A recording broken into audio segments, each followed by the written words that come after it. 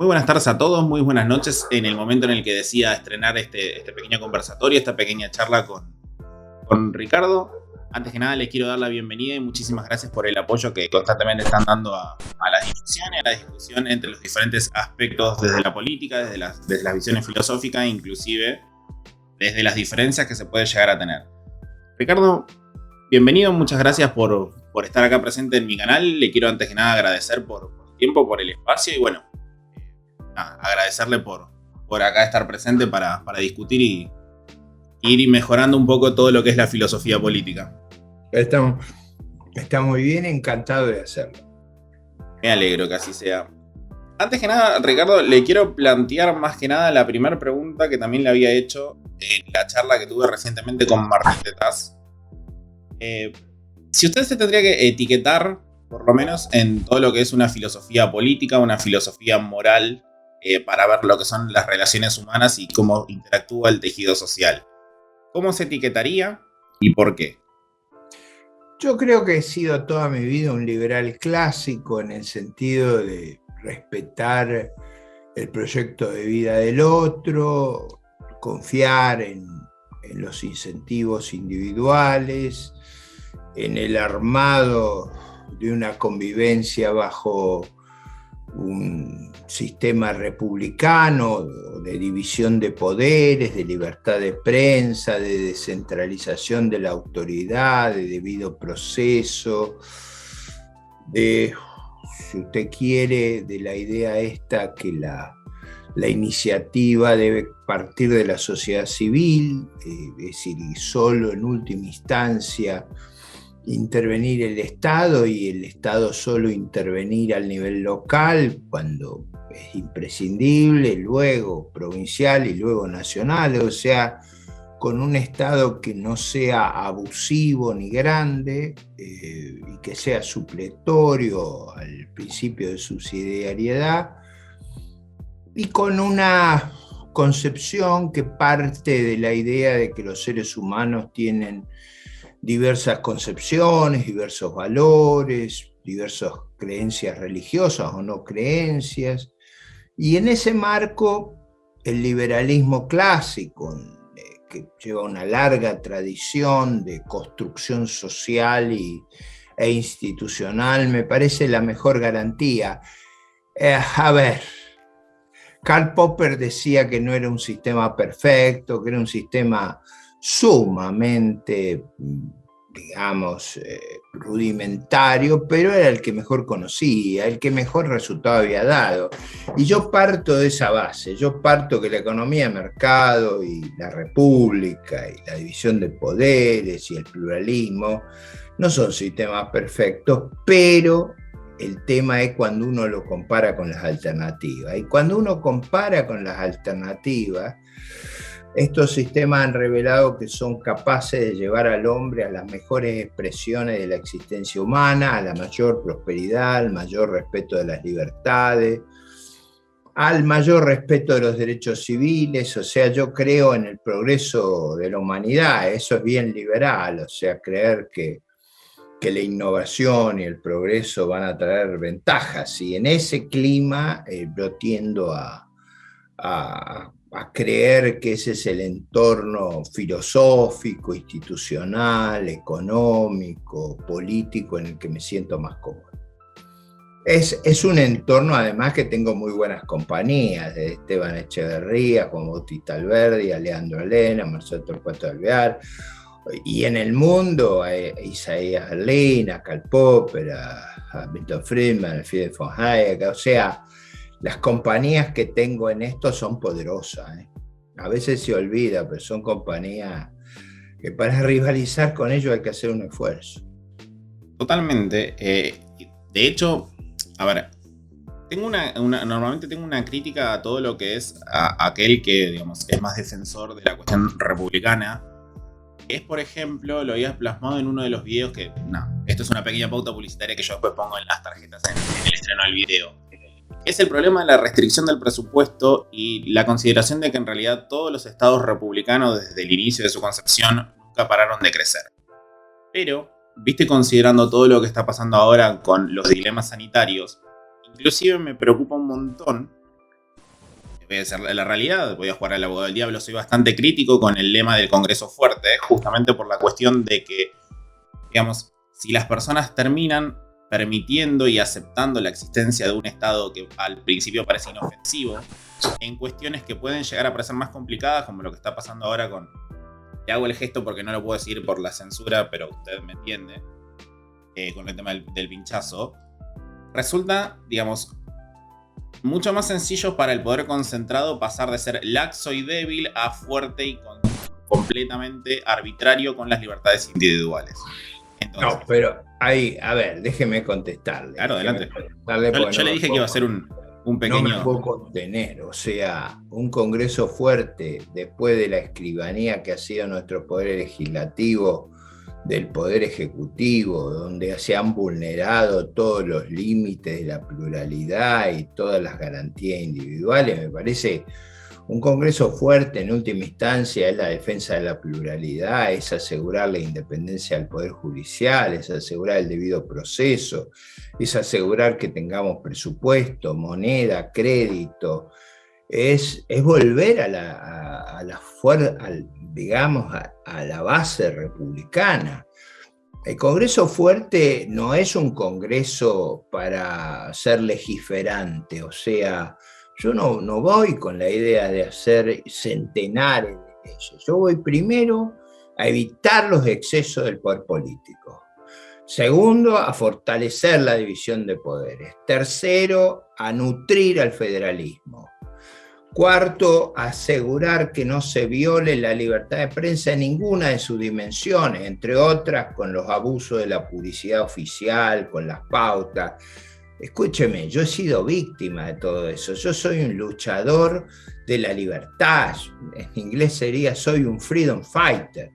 He vivido discriminado por la rosca política, por la casta política. He sido una víctima de todo ello. ¿Y usted cree que yo iría al Congreso a hacer una cosa diferente que ir a limitar el poder? No, un Congreso fuerte significa restablecer la República en sus límites, en sus potestades, en su decencia y en su solemnidad. Y en eso no ofrezco ninguna duda. O sea, el único límite a un poder ejecutivo descontrolado es el Congreso, y parta de la base que yo vengo de esa tradición que tiene más de 800 años, que no hay tributación sin representación. Mi idea es ir a defender a los contribuyentes, ir a defender a la sociedad civil frente al poder.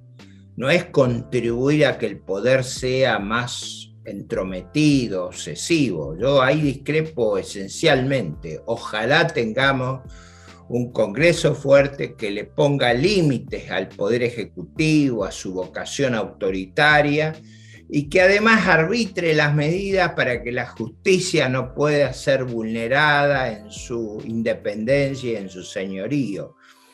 Da pucha si tenemos que hacer cosas, y ojalá tuviéramos una mayoría que nos permitiera ordenar y sanear la República. Ya que bueno, como habíamos conversado el día de ayer, algo que vi que nombró bastante, que me parece un punto sumamente interesante, que es lo del tema de la utilización de la educación para justamente generar militancia por cómo funciona también el propio proceso electoral. Hago una preguntita corta y sencilla. Si hay algo que yo estoy en contra de su existencia, desde inclusive de la ley 1420, es la educación obligatoria y compulsiva manejada centralizadamente por el Estado. ¿Cuál es su posición respecto a esto? Para usted, el Ministerio de Educación, ¿es posible cambiarle la idoneidad teniendo personas con una vocación republicana o por lo menos no tan, digamos, antidemocrática como estamos acostumbrados al kirchnerismo, o directamente su eliminación? Está buena, yo soy un defensor apasionado de Sarmiento, así que peor no podríamos ir. O sea, y yo creo que la idea de Roca de generar una educación accesible a toda nuestra ciudadanía y de educar al soberano y de hacer de ciudadanos preparados y cultos mejores ciudadanos fue una idea de excepcional calidad, de excepcional valor y tomando las mejores tradiciones de la idea de la libertad. Por supuesto, eso depende del estado de desarrollo, es decir, en ningún caso esa idea va en contra de que el rol del Estado sea propender a que toda nuestra ciudadanía alcance los niveles de educación que justifiquen ese dictum de que nadie puede argumentar ignorancia de la ley para no ser responsable. La idea es que facilitar el proceso educativo. En una sociedad más integrada, yo estoy seguro que tanto Sarmiento como Alberdi, como Roca, como Mañasco, como los grandes ministros de educación que tuvimos en esa época, todos estarían de acuerdo si el sector privado o no estatal puede ofrecer el servicio en mejores aptitudes que el servicio de administración estatal y nosotros subsidiar esa demanda en los casos que eso es necesario. Yo no tengo ninguna objeción a esa lógica, al revés, estaría sumamente interesado que hubiera competencia en la provisión del servicio educativo. Ahora estoy muy interesado, creo, en maximizar las oportunidades, en crear una cancha pareja y que todos los ciudadanos tengan un punto de partida que les haga, digamos, aprovechar la máxima cantidad de oportunidades que haya, y que eso es muy sano para la estabilidad del sistema político y social. Y creo que eso no es contradictorio con las ideas de libertad ni crea un Estado fuerte. Creo que en la emergencia de crear escuelas en la República, Belgrano, Sarmiento, y lo hicieron para favorecer la alfabetización. En un mundo desarrollado tomarían las ideas suecas de que el Estado tiene que asegurar un marco regulatorio apropiado, pero si el prestador no estatal es más eficaz que el prestador estatal, ¿por qué vamos a dejar de promocionarlo? Ahora, es verdad que yo creo que hay una serie de contenidos básicos que tenemos que defender, o sea, yo creo que hay un nivel mínimo que tenemos que aspirar y me parece que una regulación que vaya en esa línea es positiva. Una regulación omnicomprensiva no lo es, o sea, yo plantearía contenidos mínimos, el resto cada escuela, cada padre, cada comunidad sabrá qué agrega a la olla en común, pero digamos, ciertos contenidos básicos que hacen a la formación para el trabajo, para la autonomía responsable de cada ser humano, para su formación en ciencia, en matemática, en lenguaje, en historia, en geografía, son vitales al ciudadano común. Me parece que eso, si eso transgrede algún prejuicio, yo estoy dispuesto a transgredirlo. Esta pregunta es más filosófica y es más que nada, digamos, porque estoy explorando y tratando de aumentar el conocimiento en la cuestión ética y moral y la filosofía del propio liberalismo. Pero es más que nada una cuestión personal. Digamos, en el momento en el que usted se sintió atraído por las ideas liberales, más allá de que, como le había dicho en un principio, tengo mis diferencias con el liberalismo clásico. ¿Pero por qué? ¿Qué vio en la libertad?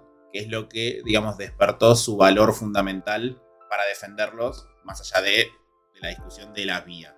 ¿Por qué la libertad? Sí, hasta para dar la vida. Claro. Bueno, yo creo que no hay un clima posible fuera de la libertad. Yo, por ejemplo, cuando a mí me plantean los estados de bienestar como si fueran una penitenciaría, donde yo no tenga ninguna libertad para elegir mi destino, mis oportunidades, a mí me resulta intolerable. En ese sentido, la libertad me parece el complemento o el entorno más razonable para lograr la plenitud de la vida humana. Y no veo una alternativa a eso, a un gobierno limitado, a una sociedad civil fuerte, a la innovación y a la capacidad de emprender, al respeto de las voluntades de otro. Todo eso me fue nutriendo. Probablemente, como dice usted, por diferencia de edad, yo tengo las figuras de cuando prevalecía la utopía sangrienta de la Europa oriental, el estalinismo, las brutalidades del régimen comunista. Tengo detrás de mi mente las brutalidades del fascismo, tengo las brutalidades del nazismo, como decía Marx, las brutalidades del socialismo asiático, todas esas cosas las tengo, o del tropical con Castro y Che Guevara. Todo eso forma parte de mi conciencia, o sea, a veces uno se define no solo por los valores positivos, sino en respuesta a lo que no quiere ser. Y parte de mi proceso formativo fue lo que no quería ser. Yo no quería un régimen de partido único, un régimen que identificara el Estado con el partido y con los dirigentes del partido, donde hubiera una nomenclatura, una nueva clase, como decía Milovan Gilas, y que esos ejercieran sobre nosotros un proceso de esclavitud o de servidumbre. Es cierto que mi surgimiento a las ideas de la libertad fue un aprendizaje, no es que yo nací educado en las ideas de la libertad, las fui buscando después de haber coqueteado en mis años más mozos con ideas, de un colectivismo light, como era el socialismo hebreo, el laborismo hebreo. Es verdad eso, o sea, yo al principio estaba preocupado porque la libertad estuviera acompañado de igualdad de posibilidades, y ese tema, ese dilema me absorbió una parte de mis años mozos. Pero la experiencia me mostró que el que busca la igualdad y resigna la libertad termina sin igualdad y sin libertad, y el que busca la libertad termina con libertad e igualdad. Entonces, me entusiasmé no por un devaneo teórico, sino por la experiencia que observé en la historia contemporánea. Yo me fui volviendo liberal por un proceso hayekiano, yo diría, de descubrimiento de la realidad histórica. Y creo que eso es muy fuerte, porque algunos amigos míos me dicen que es importante haber entrado por la filosofía. No, yo entré por la eficacia del régimen económico, después por el respeto y los valores del régimen político, y después fui descubriendo los problemas filosóficos que hay detrás de estas decisiones. Probablemente sea un camino torpe, pero fue el que yo hice a lo largo de mi existencia. Es que el camino, yo creo que, a ver, voy a traer a colación algo que a veces pasa inclusive en discusiones banales de Twitter. Por ejemplo, a mí me parece muchísimo más consistente con las ideas el caso de Diego Giacomini, que la hija no tenía las ideas similares a él, sino que tenía las radicalmente opuestas. Y permitirle justamente, en lugar de insistirle en aceptar estas ideas, permitirle que explore su propio camino para que llegue a sus propias conclusiones. Eso me parece, digamos, la conducta más consistente, por ejemplo, con todo lo que sucede con las ideas. Si yo directamente, yo que tengo una nena de 3 años, la obligo a predicar esto mismo que yo creo que es correcto, consideraría que estoy siendo, digamos, inconsistente o inclusive hipócrita con la libertad de expresión y la libertad de pensamiento, que técnicamente es la que yo estoy mostrando desde este lado de la filosofía. Lo que quiero decir es lo siguiente: yo creo que el camino de exploración para aceptar y entender cómo funciona, digamos, la ética y la moral y la filosofía detrás de las ideas de la libertad es un camino largo, o puede ser un camino corto, dependiendo de justamente la conclusión de lo que puede llegar a cada persona. Respecto a lo que antes... Déjeme ahí hacerle un punto. Sí, claro, adelante. Yo creo que en el caso de Diego, que nos referimos a la misma persona, a veces yo el argumento que le he usado en algunas discusiones que hemos tenido es que el trotskismo es una idea de un personaje histórico sumamente violento, totalitario, asesino y brutal. Y a veces eso no lo enfatizamos. O sea, Trotsky fue un gran asesino. Es decir, entonces yo creo que a veces cuando discutimos con esas visiones, no le ponemos toda la pimienta que hay que ponerle al debate. O sea, Trotsky fue una figura terrible, terrible en sus asesinatos, en su autoritarismo, en su totalitarismo, en su intolerancia. Por supuesto que uno podría decir, bueno, Stalin fue peor, bueno, pero esto no es el problema que arregla la cuestión. Mis hijos, por ejemplo, salieron todos bastante afines a mi posición en términos de aceptar una sociedad liberal y una sociedad con incentivo y de economía de mercado. Ahora, diría, hay algunos que son más conservadores, otros que son más liberales en el sentido clásico, y eso tiene que ver con, no solo con la cuestión filosófica, sino con la cuestión de qué asegura la viabilidad del sistema. O sea, algunos de ellos están dispuestos a pagar un precio para que la sociedad sea libre. Entonces yo digo, estos temas no son fáciles. Yo nunca he podido, es decir, hemos discutido muchas veces con los más conservadores y los más flexibles, y la verdad que han sido conversaciones fecundas y tenemos matices. Ahora, esos matices, como dice usted, forman parte del menú disponible, o sea, y son opciones, alternativas que no son tan fáciles de resolver. Algunos de mis hijos que son más, digamos, centristas, para poner el caso, no es que son centristas porque no ven los incentivos, sino porque ellos creen que si nosotros no cohesionamos la sociedad, el programa de la libertad es inviable. Entonces, ese trade-off, ese dilema, no es un dilema menor. Muchas veces yo creo que eso sirve de excusa, más intervención de lo que es necesario, pero reconozco que está ahí en el menú. O sea, mis hijos se refieren mucho a la experiencia europea, a la experiencia, y ahí hay una mezcla, y yo creo que hay que tener cierto equilibrio. Bueno, más allá de, a ver, por ejemplo, justo recién en la introducción tocó lo del tema de lo de la jubilación. Hay algo a lo que yo desde mi posición me opongo, y de paso me gustaría saber cuál es su posición, es a la existencia del dinero fiat como obligatoriedad de curso legal para las transacciones dentro de lo que se llamaría, bueno, la segmentación de Estado-Nación. Ricardo, en esto, ¿cuál es su posición respecto a lo que pasó en Bretton Woods? La imposibilidad de, digamos, de utilizar otra moneda que no sea de curso legal.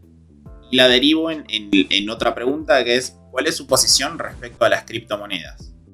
Ya es largo, ¿no? Nos va a llevar un rato. A ver, acuérdese el pensamiento de un libro que yo recomiendo mucho, que es sobre la libertad, on Liberty, de John Stuart Mill. John Stuart Mill, que fue un gran pensador liberal, por supuesto muy cuestionado, pero un gran pensador liberal, creía que hubiera distintas monedas era una suerte de torre de Babel. Acuérdese que en la Biblia se asume Babel como la idea de confundir los lenguajes por los pecados de los seres humanos. Decía John Stuart Mill, lo óptimo sería tener una sola moneda y un solo lenguaje, multiplicaría la capacidad de las transacciones y nos ahorraría muchos costos de transacción. En realidad, una parte de las ideas liberales es bajar los costos de transacciones, hacer más arduo, más frecuente y más amplio el camino del intercambio. Eso es, digamos, todo Adam Smith es eso.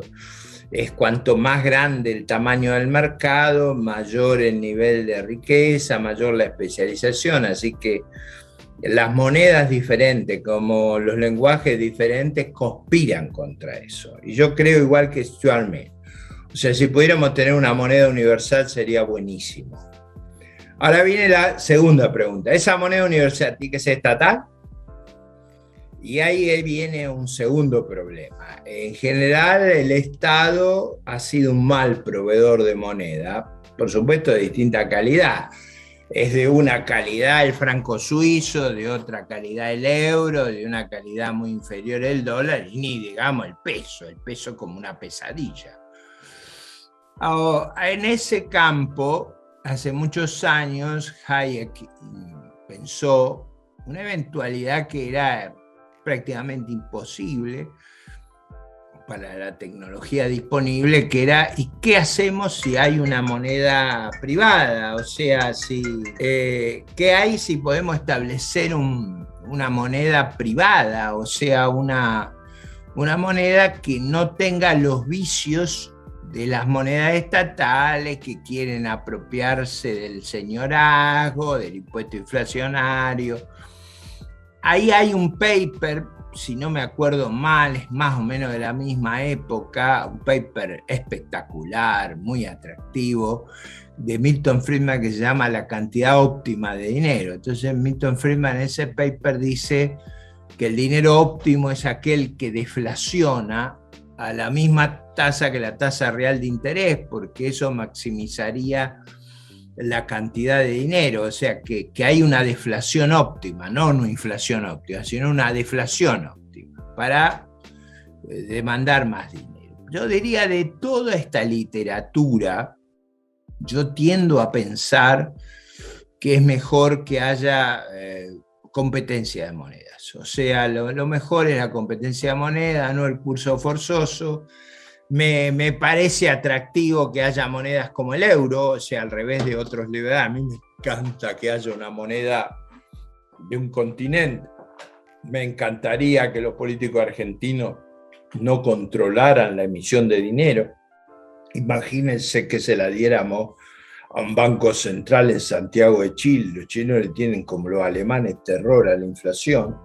Y hubiera un banco central latinoamericano que su único objetivo fuera que no hubiera inflación. Sería una moneda fortísima, tendríamos. Ahora puede ser que a lo mejor la moneda más fuerte sea adoptar el dólar y que Estados Unidos nos pague una parte del señorazgo, o adoptar el euro y que nos pague una parte del señorazgo. ¿Y por qué no? Permitir la competencia de monedas. Si alguien quiere cripto, que use cripto. Las cripto tienen la ventaja de su finitud. El Bitcoin tiene finitud. Va a ser cada vez más escaso. Ahora, como son opciones que yo todavía no termino de estar seguro cuál va a ser el resultado tecnológico final, yo diría lo que digo en todas las cosas: mejor la competencia. Y cuando tenemos dudas, los liberales vamos por la competencia.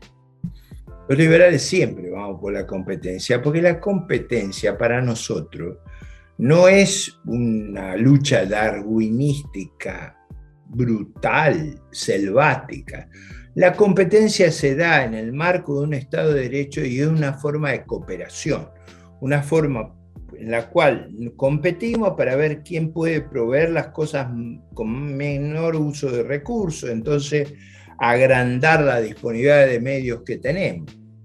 El día que la gente entienda que la competencia es cooperación, es una cooperación social sofisticada, vamos a dar un salto cualitativo, cultural muy valioso. Respecto a lo que es el tema de las competencias, o inclusive la competencia, digamos, de las monedas habilitadas para transacción, me parece un punto muy interesante. Lo que sí, bueno, estoy completamente de acuerdo en que el Estado nunca no es buen proveedor justamente de moneda, y esto se puede ver reflejado a lo largo de la historia, inclusive, digamos, las mismas intervenciones históricas que han tenido, bueno, del mismo libro 4.000 años de precios y salarios, que recortaban parte de las monedas de transacción para que... Bueno, pero eso forma parte del problema del poder, o sea, de cómo usted limita el poder. También forma parte, es decir, Bretton Woods. Bretton Woods, mucha gente se pone nerviosa con Bretton Woods. Bretton Woods fue el arreglo que trató de superar los problemas del periodo entre guerras, donde hubo mucho control de cambio, bloqueos del comercio, y una gran parte de ello ocurrió por problemas de descontrol monetario, pérdida de oro. Yo creo que Bretton Woods trató de una manera inteligente de resolver ese problema, y la verdad histórica es que los 30 años posteriores a Bretton Woods fueron los 30 años más exitosos de la historia de la humanidad, o sea, no fue una cosa menor. Ahora, siempre había el riesgo que Jacques Rueff, Milton Friedman, muchos alemanes, los miembros del Bundesbank y los economistas, los Ordo Economists, planteaban que va a evitar que los Estados Unidos malutilice esta posibilidad de emitir dinero sin respaldo. Y la verdad histórica es que lo hizo. Entonces, yo creo que es natural que exista esa prevención. Ahora, también digo, el orden de Bretton Woods fue mucho mejor que el orden de preguerra. En mi forma de ver el mundo, yo no pienso en el óptimo, yo pienso en una cosa muy hayekiana, que es los órdenes institucionales y económicos y morales se van construyendo. O sea, no son una cosa definitiva, no hay ese fin de la historia que hablaba Fukuyama, que es muy hegeliano, es decir, esa idea de que usted llega al paraíso. Si hay algo que es contrario al pensamiento liberal, es esa idea de construir el paraíso en la tierra. Más aún, yo diría, es una interpretación teologal correcta del Nuevo Testamento. En el Nuevo Testamento Jesús dice: mi reino no es de este mundo. Si usted escucha al Papa actual y a varios de los teóricos religiosos, quieren hacer el paraíso en la tierra. Ya no entendieron bien ni el Nuevo Testamento. O sea, el Nuevo Testamento está asociado a la idea de que no hay paraíso en la tierra y hay libre albedrío. Una buena interpretación del Nuevo Testamento es bastante liberal, pero bueno, no quiero pelear con los sacerdotes ni con los teólogos. Bueno, ya que acaba de nombrarlo del tema de intentar construir el paraíso en la tierra, voy a ponerle nombre y apellido a esto. Progresismo, todo lo que es el movimiento progresista es lo que... Bueno, en el fondo, si usted lo pone en perspectiva, son viudas del marxismo. Marx, si usted analiza la construcción conceptual de Marx, en el fondo esa construcción terminaba en un paraíso de cada cual según su capacidad, a cada cual según su necesidad. Esa idea de que el comunismo era el fin de la historia, o la idea de Fukuyama que la democracia liberal y la economía del mercado eran el fin de la historia, esas ideas milenaristas no tienen nada que ver con las ideas liberales. Las ideas liberales son ideas de frontera, de que usted está todo el tiempo innovando, cambiando, aprendiendo, rediseñando, repensando. Esto es un desafío a la mente humana, el liberalismo, un desafío a la creatividad, por supuesto al respeto del proyecto individual, pero en el fondo es una gran confianza en el progreso. Y yo creo que todas estas ideas de las viudas del marxismo, y no lo digo en un sentido ofensivo, porque mucha gente puede decir, pues no puedo usar un término más agradable que viudas del marxismo.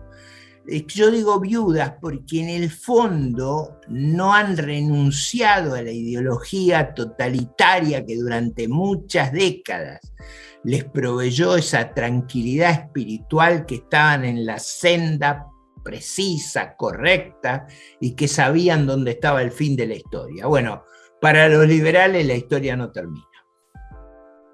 En eso estoy totalmente de acuerdo. De hecho, me parece que uno de los pecados que a veces se comete desde las filosofías contrarias a las nuestras es el propio determinismo. Exactamente. El considerar de que la acción humana se va a segmentar a una doctrina ideológica porque van a renacer un hombre nuevo es totalmente ajeno a desconocer. Bueno, en ese punto es valioso leer el discurso de quien fue el cardenal Ratzinger y después Juan Pablo I, ¿cómo se llamaba? El Papa Benedicto XVI. Benedicto XVI, el discurso de Ratisbona, es sobre el problema del Corán y de la idea de que todo está escrito. Es decir, la idea más determinista de toda es la del Corán. todo está escrito. Entonces, en realidad, usted es una pieza en el, digamos, en ese fenomenal pentagrama donde usted es como una pieza en el puzzle, un peón más en el juego de ajedrez, digamos. es que, claro, y esa visión es muy enfrentada al liberalismo, pero también a las ideas de la radicalidad de la libertad, de que nosotros vamos a ser juzgados por nuestros actos, de la idea de la responsabilidad. Ese es el discurso de Ratisbona, que es un discurso no necesariamente liberal, pero importante para entender el debate del siglo XXI. Yo lo que le quería plantear justamente del tema del progresismo, y acá es donde quiero hacer una diferenciación. Para mí, digamos, a veces cuando tengo estos intercambios con alguien que es más conservador, el conservador, digamos, que tiene que, digamos, etiquetar y seleccionar y segmentar a su pensamiento ideológico que está en contra es el progresismo. Ahora, desde el lado liberal normalmente se nos acusa mucho de la cuestión que buscamos, de que tenemos una visión meramente economicista. Porque, bueno, nada, digamos, la viralización únicamente hoy por hoy en los medios fue de muchísimos economistas. Agustín, Javier, Ramiro Castiñeiro, Fausto Espotorno, entonces tienen una visión muchísimo más, digamos, inclusive hasta exacta. Pero, y acá es donde le quiero hacer la pregunta para su opinión, para mí en realidad lo que tenemos que combatir es ambos, tanto el progresismo como el exacerbado estatismo. A mí no me sorprende inclusive, por ejemplo, el otro día lo charlaba inclusive con Sergio Chousa, que obviamente no pienso como él, pero él decía, en Catamarca ganó el Frente de Todos. Y entendiendo justamente, digamos, lo que me gusta decirle, la resolución praxeológica del voto, a las personas le están resolviendo la cuestión a corto plazo y están rompiendo sus propios incentivos. Entonces, ante la imposibilidad de poder generar riqueza por sus propios medios, estás en la obligatoriedad prácticamente de tener que seguir votando al que te está dando de comer. Ahí tiene un tema interesante. Por ejemplo, yo no he hecho parte de todos mis discursos y de mi literatura, no tiene que ver con la cuestión económica, aunque soy un economista profesional. Yo me he concentrado más en las discusiones institucionales, filosóficas e históricas que en la cuestión económica. A pesar de ser un economista profesional, hasta mis escritos van por ese lado. Y también es cierto que yo no soy conservador, o sea, yo soy un elemento liberal, en el sentido de no dar por bueno el orden preexistente, aún admitiendo que un orden preexistente no puede ser alterado desconociendo y asumiendo riesgos que nos lleven a la anarquía, pero mi visión es muy liberal, o sea, no es conservadora y por supuesto no es socialdemócrata, y mucho menos totalitaria. Y creo yo que alguna vez lo escribí, que uno de los problemas de la difusión de nuestras ideas es el sesgo economicista. Es decir, ¿cuál es el problema que veo ahí? Es verdad que el caso económico es muy fácil de plantear, pero el caso económico empobrece nuestra ideología. El caso económico nos reduce a una cuestión de incentivos, de eficacia. En realidad, el problema de las ideas de la libertad es un problema moral, es un problema de control del poder, es un problema de decisión individual, no es un problema económico. Que tiene, eso es cierto, una consecuencia económica que es poderosa, porque es verdad que los países libres han sido los países que más han progresado, los países donde el nivel de vida ha sido más alto, y es verdad que los liberales vemos una suerte de moral en el progreso económico, porque cuanto más recursos usted tiene, cuanto más próspero es, más posibilidades tiene de dedicarse a la reflexión, a la vida espiritual, es decir, cuando usted está muerto de hambre, no tiene tiempo de hacer grandes reflexiones. Entonces, es verdad que nosotros le atribuimos mucha importancia a la prosperidad, pero no agota nuestra visión, y muchas veces